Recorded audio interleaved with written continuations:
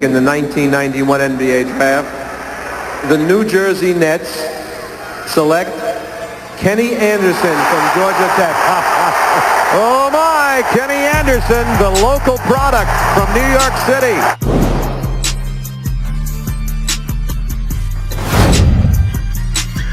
Ladies and gentlemen, welcome to another exciting edition of Our Bleepin City.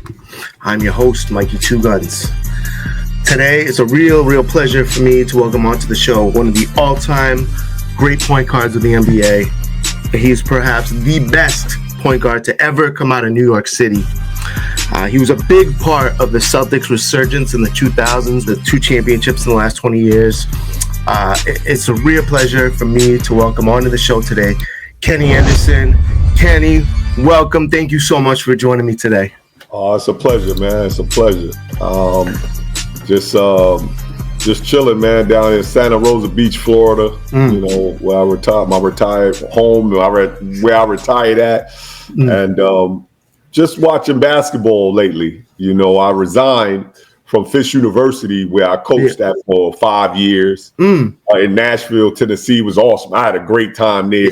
You know, nothing negative about anything that I've been through in my life, but like 4 or 5 years ago, I'll tell the world, I had a stroke. Oh, wow. Really? And I survived it, and it just was a little crazy. Yeah, man. But, you know, I'm blessed, man. So I just continue to understand, you know, what I had.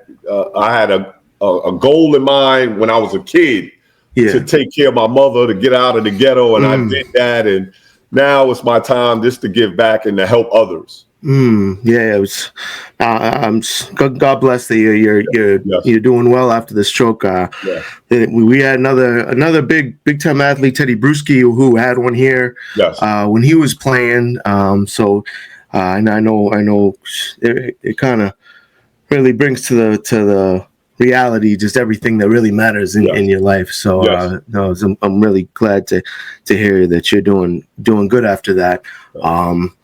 I see you in the gym working out and trying to get ready. I'm getting on this pickleball thing. You know, me and my wife are on pickleball. You know, I get training twice a week, and then we go and play. Together. So pickleball, you know, it's getting me in a little bit of shape. You know, I just try to work out every day, run a treadmill, lift a little bit, and you know, I gotta stay active. Active. Absolutely, and that's the number one thing. And also the diet. You know, what you put in your body and everything like that is very important. Very true. So I wanted to ask you about, because you were on Scouts' radar since the 6th grade. I heard you started getting recruited.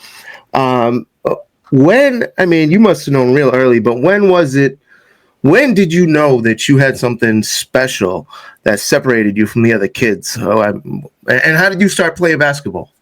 Well, I started playing when I was 6 years old. My sister Danielle, who lives in the Bronx now, she babysitted me, so she used to take me to the park. And I used to sit around. I used to love basketballs, and all the big guys would be playing. I would take their basketball and throw it, and you know, just disturb their game. And they got pissed off at me, and my sister used to go crazy on them. And you know, I love the basketball, man. And I started playing basketball at an early age, 6 years old. Then I moved to Left Rack City, Queens, and met my mentor, Vincent Smith, who's Kenny Smith, who went to North Carolina. First of all, he went to Malloy. Who's his older brother, his mentor. You know, my mentor, Vincent Smith. And I took off from there, man. And started playing the game that I love, that I fell in love with, basketball. That's beautiful. Yeah, I know.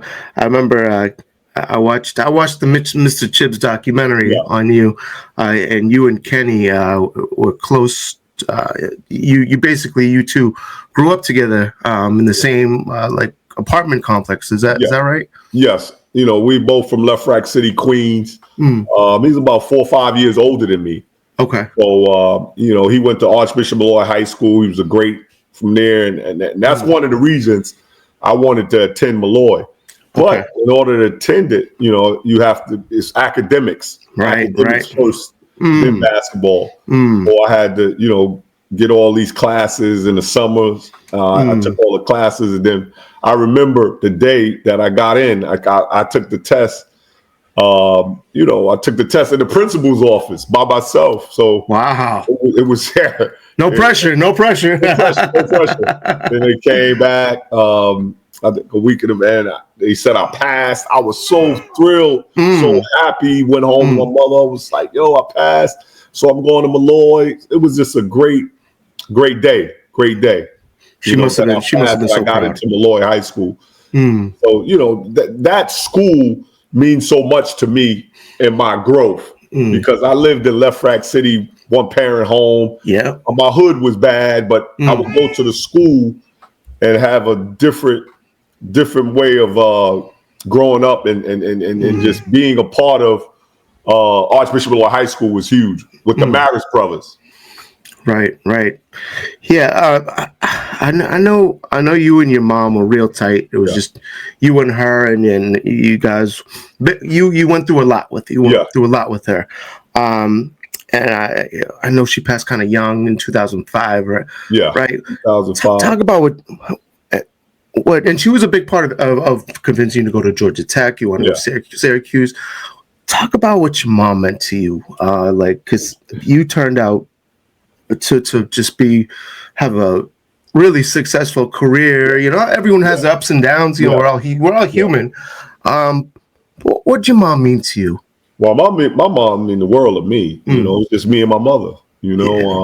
So I seen a lot of negativity. In our lives. We was homeless for a minute, and I stayed with my cousin, and she used to come and see me before I went to Malloy every morning. So it was tough growing up, but it taught me a lot of will, a lot of dedication, and hard work. And I wanted to do that for my mother. So everything was based on my mother, school, doing well in school, and being a good kid, man. I can relate a lot because me and my mother is so close. And when you said she said Georgia Tech, and because you went to a lot of schools, and that was kind of like the deciding factor for you, because she wanted that for you, and she knew that would be good. It's beautiful to hear you talk about your mother. It's weird when in schools. I wanted to go to Syracuse. Yeah. Pearl Washington. Pearl Washington. I wanted to go to Syracuse. Was Derek Coleman there at that time? Yeah. Belly Owens would have went there. We would have had a crew. Yeah. But when I went on my visit, my mother went on my visit with me to Georgia Tech, but she didn't go on my visit with me to Syracuse. Okay. So I didn't know. That's no here or there. But when we was flying back from Atlanta, she was like, "You going to Georgia Tech? I don't want to hear it." Nope, that's it. So I decided to go to Georgia Tech, and worked out pretty well. I think, and she knew something I didn't know, because it was the best decision I made. One of the best decisions I made in my life. Yeah, going to Georgia Tech, and being a freshman and growing up in Atlanta, and going to the Final Four my freshman year. Wow, it was just awesome, and playing with Coach Bobby Crimmins is from the Bronx. Oh, for real? Okay. So he's from the Bronx. Okay. And I'm from Queens. So my mother, I guess, had a great, a better relationship with him than Jim Boeheim. Right. Yeah, Jim Boeheim, he can be a little tough. That's important. You made her happy. What was that like? Okay, so you're a kid from New York, from the city, and now you're going to school down in the South. You get down there. What was that like for you? It was great. It was so nice. I moved there. I just never left. After leaving Georgia Tech in '91, and then getting drafted to the New Jersey Nets, I lived in New Jersey and in Atlanta. I would go back and forth in the off season, things of that nature. But Atlanta is where I grew up at, basically. You know, from 1 to 18, New York, and then 18 on, you know, in Atlanta. That's where I grew up, and I loved it. You know, people are so friendly down there. Was it a little bit kind of shocking? Because New York people, you know, it's really hard. And that's when I first learned about Southern hospitality, how they treated you down in Atlanta. And it's totally, you know, big time African Americans. Like that's basically in Atlanta. And you know, I just fell in love with it. I fell in love with the people there, and how, you know, how they took care of me there. Yeah, it was just an awesome feeling. Well, I know another really prominent name from New York, Stephon Marbury, who went to Georgia Tech. Yes. Well, did he consult with you about that? Like a little bit in time, a little bit, but it just happened. It just happened for him. But you know, Travis Best went to Georgia Tech after Boston me. Guy. Okay, you know, now he's a real good, you know, a good friend of mine. You know, Stephon Marbury is a great player, great person, great human being. But I didn't know him as well as I knew Travis Best. Yeah, but Travis Best is from Springfield, Mass. And it was like, you know, he was trying to figure out would I leave? You know, and that's why Coach Crimmins rushed me out of there. I probably would have stayed until I was a junior. Coach Crimmins rushed me out of there, and it was all great though. It worked out. It worked out. So you get 91 NBA draft, June 26th. You get drafted. Did you know the Nets were going to draft you? And when you were drafted by the Nets, was there a little almost? I know some of your relatives are saying they might have wanted you to go to number 3. Was there a little like hesitation just because you knew all the family and long lost cousins were going to start coming out of the woodwork and hitting you up? Yeah, I think a lot of my friends, family, you know, some of the people that was in my corner was like, maybe it's a negative situation, but I loved it going to New Jersey Nets. Joe Taub, rest in peace. He was one of the big guys, one of the owners that picked me to come. And Willis Reed was the general manager at the time. Wow. Rest in peace. Yeah, these guys wanted me to be a New Jersey Net, and they drafted me, and it was just a great thing for me to be up in New York. You know, my days off, I used to just drive, see my mother.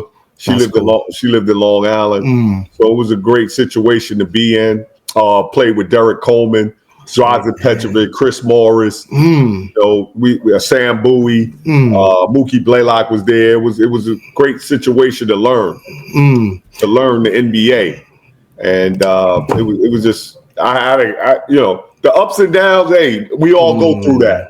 True. But I had a great time playing for the New Jersey Nets. Absolutely. It's if you're 20 years old, all of a sudden you got millions. What was that like when you first stepped out on the floor? Because you came in with Bird was still playing. Yeah, Bird was on his last leg. You know, his back, he was having back, so he retired after that. Isaiah Thomas. True story, but you know, my first game was against Detroit Pistons. Oh, Joe Dumars, Isaiah Thomas, those guys. So at their peak, at their peak. No, that was right. Was that right when they won? Isaiah, that's when he hurt his Achilles. And right. Yes. But Joe Dumars was still playing hard and everything like that. And you know, I believe I had 11 points, 5 or 6 assists my first game. And the problem is with that, I sat out, you know, for a contract dispute for a long period of time. Right. That's what kind of hurt me a little bit, you know, my rookie year. Yeah, and then I was coached by, you know, Bill Fitch. Bill, yeah. You know, he didn't really, he's a great coach, great man. I don't have anything against him, but he didn't like rookies. He didn't like rookies. Yeah, no, I know a lot of the old school coaches were like that. Casey Jones was like that with the Celtics. Reggie Lewis never played when he first came to the Celtics. Yeah, it was funny. I was watching Def Comedy Jam. Yes. And Martin Lawrence, because I think that was your first year there. You weren't playing so much, And did you know Martin Lawrence was going to want to give you a kind of shout and kind of give you a little good natured like ribbon right there? At the time, but Martin Lawrence is a great actor, great comedian. That's my man. That's my man. Legend. So, he was clowning everybody. So he was. It's all jokes, man. Yeah, absolutely. It was funny because I wasn't playing much at all. And I tell all these young kids and just keep working. Just keep working, stay positive, and your opportunity could come, and mine came. It came. I think Mookie Blaylock, I think he was injured, and he sat out like 10 games, and I started blowing up. I started playing well. So that gave me confidence. I started playing well in like 10 games. And I knew I could be an NBA player then. I knew I had arrived. And then when he came back, the coach started, yanking me in and out. So I understood it. But I was able to get that opportunity and then play extremely well. So all you need is that chance, right? Yep. What was it like playing in the old Boston Garden? I used to love playing in the Boston Garden, man. Yeah. And this is real, for all my boy. I love Boston. Was one of my teams when I was a child growing up. A Tiny Archibald, Larry Bird. So I was a Boston fan. I was like a huge Boston fan, and I knew, as far as the draft, they didn't have no top 5 picks. So right, I was like, happen. It's all good. But when I got traded there. You didn't know, man. I was so happy. I was so happy. How'd you find out? Because I know it was Patino. You were with Portland. Patino was my guy. I was Portland Trailblazers. I was playing. I had a great first year, and then the mid-season, I was balling. Yeah. With Portland Trailblazers, but they wanted to bring back home Damon Stoudemire. Oh, so I got traded for Damon Stoudemire. Who coaches your old alma mater now, which is kind of full circle. D. Brown, yes. He was in Toronto. He got traded with that also. Wow. No, he was in Boston. So I got traded. That's right. So I wind up, being in Boston. It was just, and I waited. So I waited. So I didn't go straight to Toronto because I was pissed off. I was bothered that I got traded to Toronto. I understood the taxes was different back then. Oh yeah, right. So I said it was 20-something games left. 20. I was like, I'm ready to just sit out. The hell with it.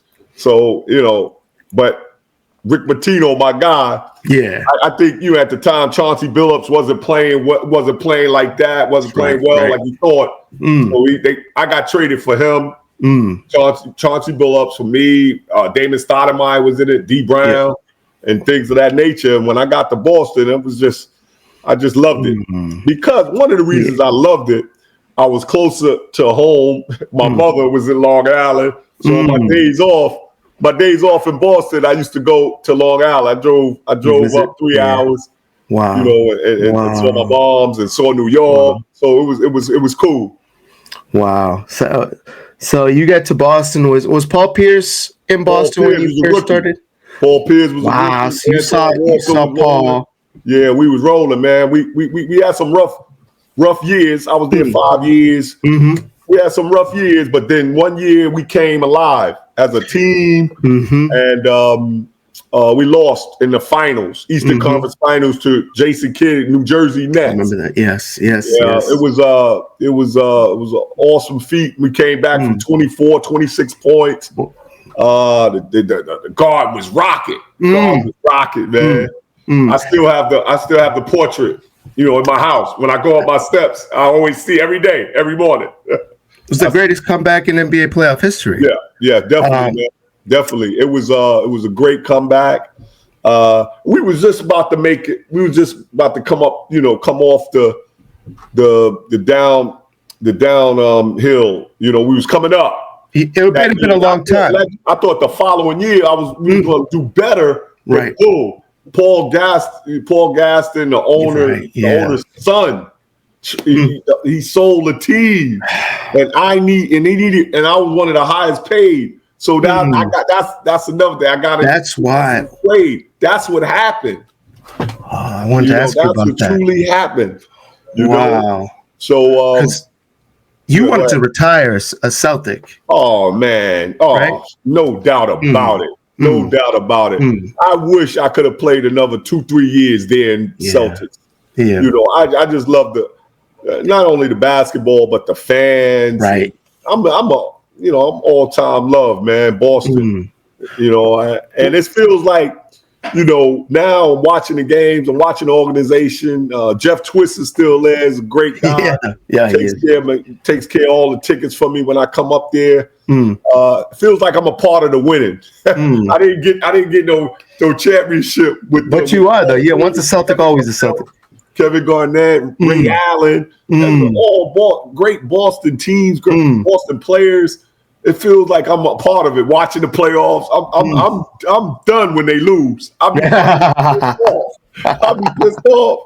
When they lose. So I love it. It's just something in me that that Boston, you know, took care of me. You know, the fans, you know, and coming from New York, hey. You win some, you lose some. You know about the criticism you're gonna get. That's just basketball. That's just life. Yeah. Well, I knew how to deal with all that from a child. You know, from 13 years old. Preparing, So I understood it. I didn't let it affect me. You know. I hear a lot of players say it that there's something different about Boston fans, and you feel different. Is that true? And what makes the Boston fans so different from around the league? I'd say our New York fans and Boston fans. Boston, I played Boston 5 years. Boston fans is truly great fans, man. They into it. Live and die. All they sports teams. The Bruins, the Red Sox, Celtics, they just into it, man. You gotta love it. If you're an athlete, you gotta love it. All the support that they give, and like I said, it can be negative. If you're not playing right, you're gonna hear it. Right. Sure. That's just life. And it's a great sports town. Great sports town. When you played here, did you live in Boston, in the city? Whereabouts? What part of Boston did you live? I lived in Waltham. Waltham, with a practice facility. Yeah, you see, before when I got there, we Brandeis. We practiced at Brandeis. That's right. Then it changed. We got our own practice facility. Was nice. Yeah. But now it's bigger, better. Next level now. Yeah, next level. I went and visit, I think 2 summers ago.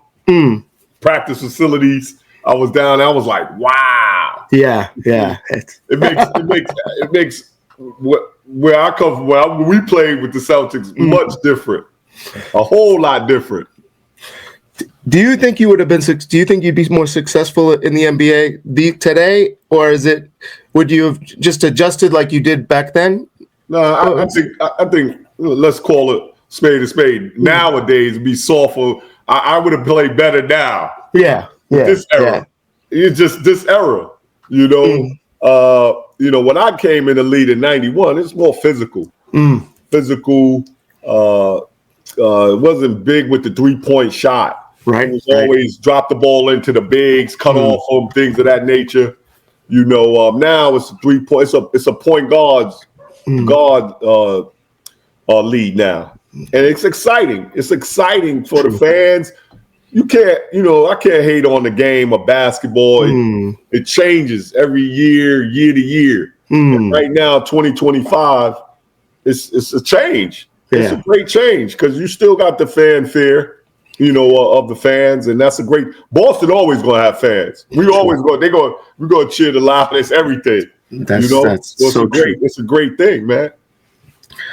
Do you still watch the team? Do you come out for games often? When I can, I'm gonna come to a playoff game and a game. this year. I got like two games in me. I went to the finals last year. It was awesome. Oh yeah, We played Dallas. It was right there, man. It was just awesome. I wish I was out there. Did hearing the noise in the Garden bring back memories from that 2002 Eastern Conference definitely. Finals? Because the energy in the Garden is like nothing else during the playoffs. Yeah, second to none there, man. The Boston Garden is rocking, man. And I'll be back this year, for a game. And I definitely come in the playoffs. But I'm trying to get there before the season end for one game or so. But I love how Jeff Twist, he keeps the alumni together. Everybody that plays could come back and go to the games and the things of that nature is awesome. I love hearing that, and I hear that very much about Jeff. Casey Jones, kids, who I am friends with, they have nothing but great things to say about him. Yeah. So what's next for you now? I know you did some coaching. Yeah. You did a little high school coaching, you did some college coaching. Yeah. Do you want to get back into coaching? You just want to kick back and relax and enjoy life a little now, or what's next for you? I don't. I was thinking about coaching on a college level. If I do, I want to go mid-major just to give back to the kids. And but right now, I've just been relaxing and just watching and listening and seeing. But the NBA game, I love it, but I wouldn't want to coach on the NBA level. Right. I would want to coach on the college level. So I just love watching the NBA games and things like that. I really go into the college game. I love what Rick Pitino is doing at St. John's. It's amazing. He's an amazing coach. He really is. He's better. He coached the Knicks. He coached the Celtics, but he's a better college coach. Very true. Better college coach.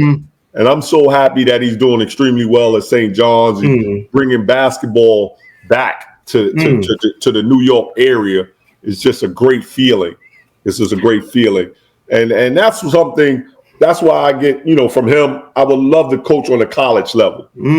Give these young men a chance and let them know what I had to go through to get to the NBA. Because everybody want to play on the NBA. Of course, yeah. Right. I know what it takes. I know what it takes. You've lived it. I lived it. The whole life. Is there anything else in life that compares to being on the floor and like, do you get that adrenaline rush with anything else in life? Is that the ultimate? I think now I have 8 kids. Yeah. Yep. So raising my kids, man, seeing the growth of my kids. Yeah. It's like a beautiful thing. Now I'm I'm in their lives now. Yeah. So it's more enjoyable. Going to certain games and their work things and things of that nature. Can they call me for different events that they having that I show up to? That's cool. You can't beat that. Right. And I and then, I'm 54 now. The way I grew up and everything and the things that I see now, you grow 20, 30, 40, 50, you grow. And, it's a blessing that, I'm still here and I'm just trying to, with I got four grandkids. Wow. So it's just, that's awesome. So that's where, my heart is at. Yeah. With my grandkids and my kids. And then seeing basketball, basketball is my love. So watching the Celtics, and I'm a big Brooklyn Nets fan because I played for New Jersey Nets. So I always root for them. Portland Trailblazers, I root for. Indiana Pacers. Those are the 4 teams because I played for. That's your heart is, for them, and I just love the game of basketball because it taught me so much off the court, life lessons, and I just want to give it back. I love that. Yeah, you love working with kids, and the kids I've seen you go back to your old high school and mentor some of those kids. Lastly, before I let you go, I know you're busy. Yeah. What did it mean to play in Boston? To call yourself a Celtic, because you are a Celtic for life. We love you. We love you here in Boston. It's so great that you communicate with the fans on social media. What it mean to play here in Boston, be a Celtic, bleed green, and have, I mean, you did not get a ring, but you were part of the come up here that led to like the 2008 championship. What it mean to be a Celtic for you? I bleed green. I bleed green, baby. I just love it. I love it, man. I really love being a Celtic. Everywhere I go, everywhere in the country, everywhere, everybody knows the Celtics. Yeah. Everybody roots for the Celtics. You have haters, but we all gonna have haters. But Absolutely. It just was a true thing for me to be in Boston, playing for the Boston Celtics, and I was wondering, like 14 years I played in NBA. Imagine if I was a Celtic for 14 years. That's what I just wonder it. I just wonder about it. Your number would be up there because I went high in the draft. So, but being a Celtic means a lot. Everything that I've been through, and I see the growth of NBA basketball. But there's one thing that won't change: the love. Boston Celtics, Los Angeles Lakers. Those are the two traditional. It's the best rivalry in sports. In sports, and it's and I'm so glad in a way that Jeff Twist is there. So he keeping everything together for the alumni. Yeah. Because if not, I wouldn't have known. For sure. So it's and then I played with some greats: Antoine Walker, Paul Pierce, Tony Battie, Tony Held, Eric Williams. Those guys are great guys. Great team guys. Worked extremely hard, and it's just awesome that year we had there. Eric Strickland, he played. He was there. So we turned it around. Dana Barros is a Boston native. He's there. He was able on that team. Great guy. So it goes deeper than basketball, but Boston Celtics is it, man. Tiny Archibald is somebody that I look up to. He coached me in high school. Really? The Boston Shootout. I was in the Boston Shootout. Oh, yeah, I wanted to ask you about that. Yeah, I was in the Boston Shootout, and I got the record in the Boston Shootout. That's crazy. Yeah. Wow. It's always been, when I was in high school, I always wanted to, and I always thought about it. What if I get drafted by Boston? Yeah. But then I saw the draft, the numbers. I was going 1, 2, 3. Right. I was like realistic about it. Yeah, they're not gonna have it. They're just not gonna have that draft, that number.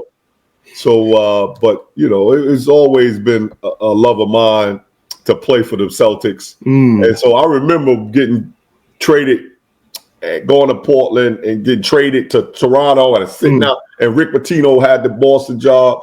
Yeah, and he came and got me, and I was like, yes. I was so excited. I got you back to your home region here. Did you play with Dana Barros when he was in Boston? Yes. Okay. Oh, that's that. He was played with he was great teammate. Great young man. He's my man.